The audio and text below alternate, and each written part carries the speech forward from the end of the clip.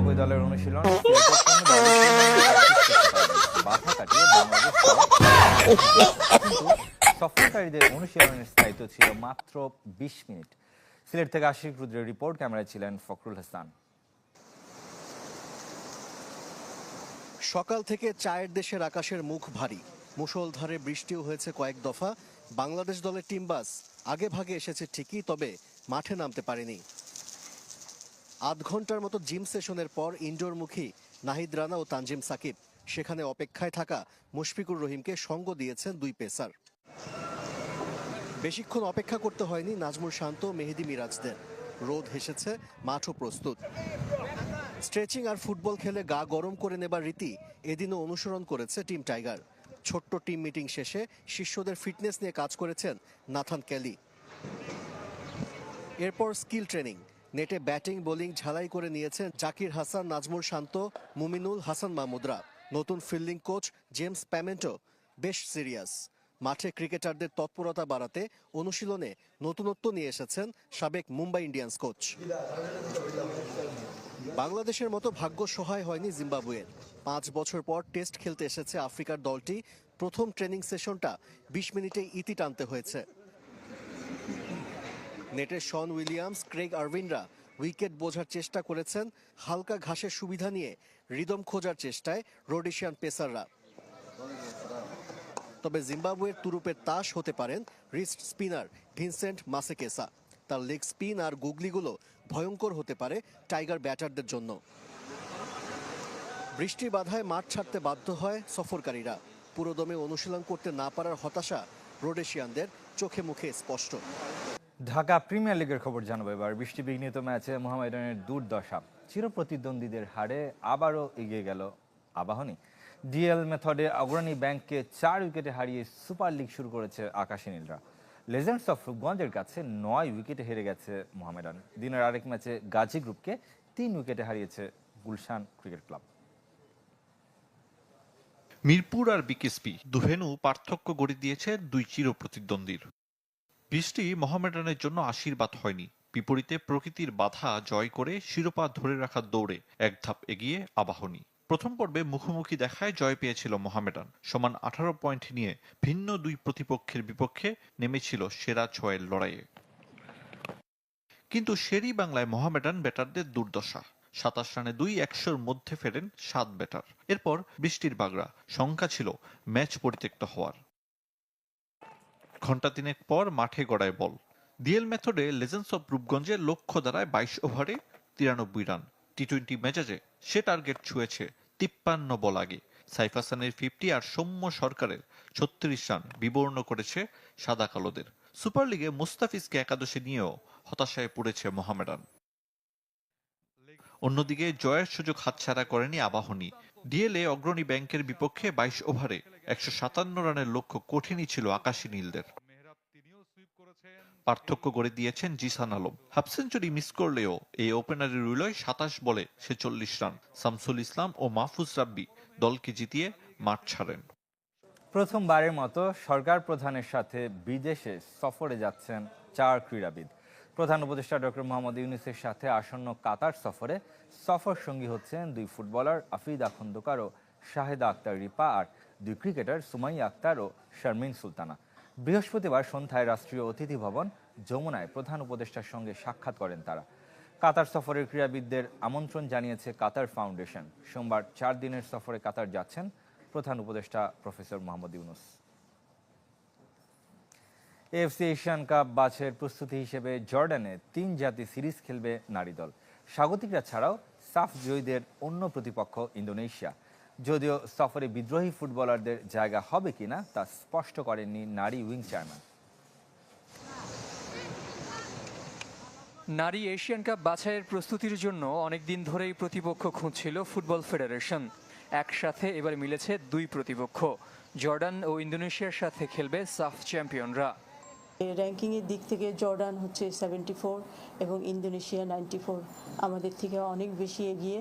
তো আমরা চেয়েছিলাম যে Asia cup, FC women's Asia cup qualifying রাউন্ডের আগে আমাদের টিম একটা স্ট্রং টিমের সাথে খেলুক এবং তারা তাদের ল্যাকিংসগুলো বুঝতে পারুক, একইভাবে কোচও বুঝতে পারুক যে টিমকে কোন লেভেল থেকে আরও তৈরি করতে হবে। কোন দিন কে প্রতিপক্ষ তা চূড়ান্ত না হলেও 31 মে ও 3 জুন হবে 2 ম্যাচ, কিন্তু পিটার বাটলারের সেই দলে বিদ্রোহী 18 ফুটবলারের জায়গা হবে কিনা সিদ্ধান্তটা কোচের। কোচের সাথে এটা নিয়ে এখনো আলোচনা হয়নি। ওইটা অ্যাকচুয়ালি কোচের পার্ট, ওইটার ব্যাপারে আমি ইন্টারফেয়ার করব না। এটা টেকনিক্যাল পার্ট, এটা কোচ ডিসাইড করবে কোচ কি করবে। মাহফুজা আক্তারের দাবি দ্রুতই ক্যাম্পে থাকা 8 বিদ্রোহী ফুটবলারের সাথে চুক্তি করবে বাফুফে। ভুটান থেকে ফেরার পর আনুষ্ঠানিকতা সারবেন বাকি 10 জন।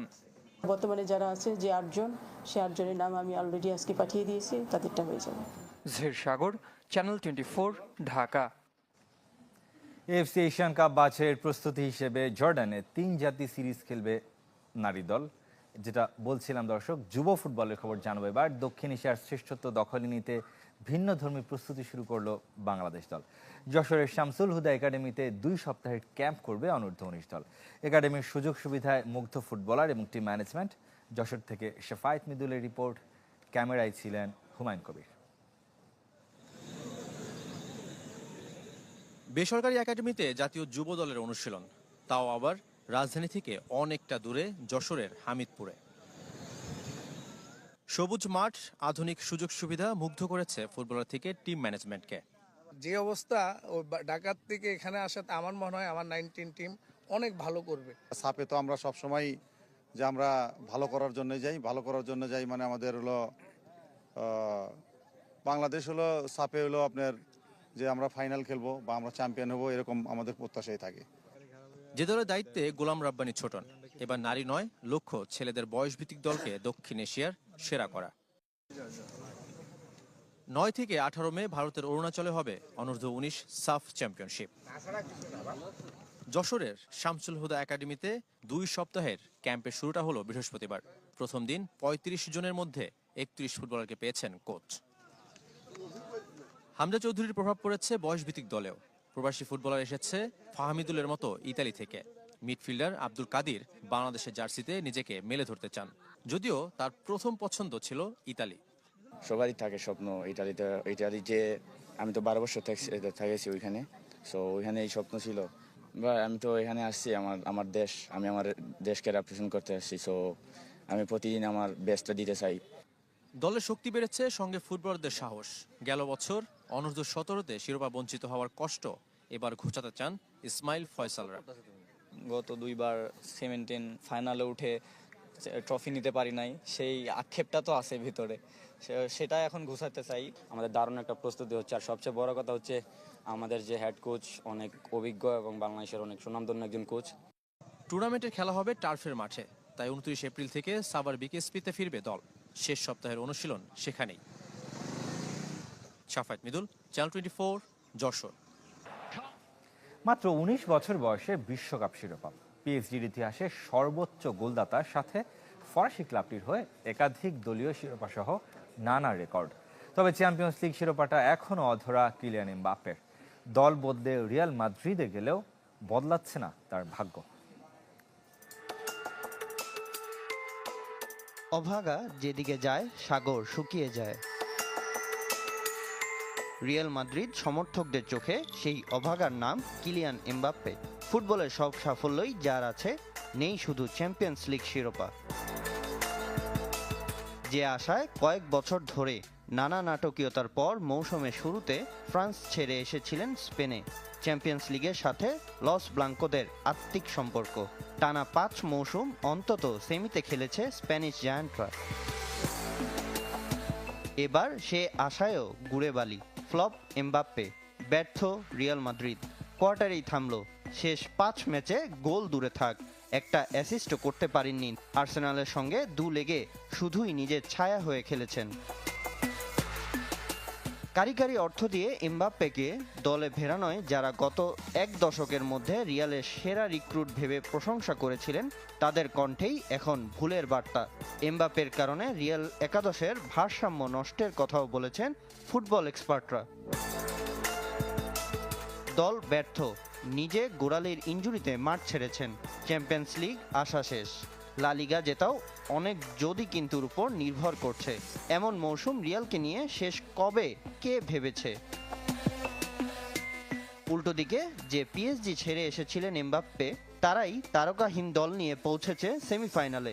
রিয়াল থাকলে পুরনো ক্লাবের সাথেই শেষ চারে দেখা হতো এমবাপ্পের, যিনি কিনা চেয়েছিলেন পিএসজির আগেই ক্লাব ফুটবলের সেরা স্মারকটাকে ছুঁয়ে দেখতে।